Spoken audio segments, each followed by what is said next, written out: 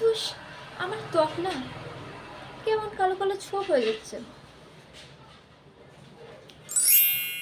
একটা আইডিয়া মাথায় এসেছে।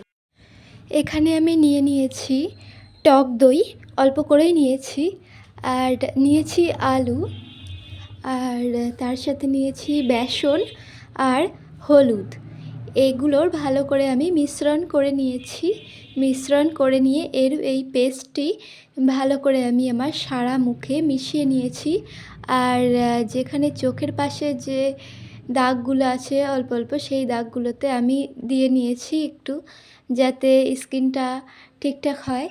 আর তোমরাও চাইলে এই প্যাকটা বাড়িতে ইউজ করতে পারো, কারণ এই টক দই, আলু, বেসন কিংবা হলুদ সবার বাড়িতেই কম বেশি থাকে।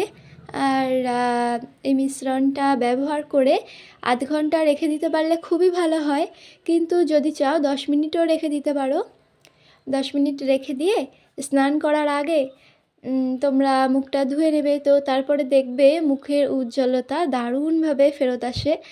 আর দেখো, ফর্সা হতে পারবে না এটা তো গ্যারেন্টি, কিন্তু দেখো ফর্সা হওয়ার দরকার নেই। যে ত্বকের যে গ্লোটা আসবে না, সেই গ্লোটা হলেই যথেষ্ট, তাই না? আর সেই কারণেই আমার এই প্যাকটা আজকে করা।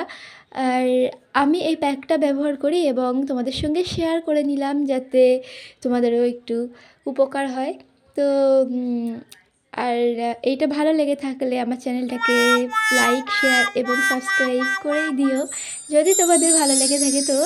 আর এখনকার মতো টাটা, বাই বাই, আবার দেখা হচ্ছে অন্য ভিডিওর সাথে। টাটা, ভালো থেকো, সুস্থ থেকো।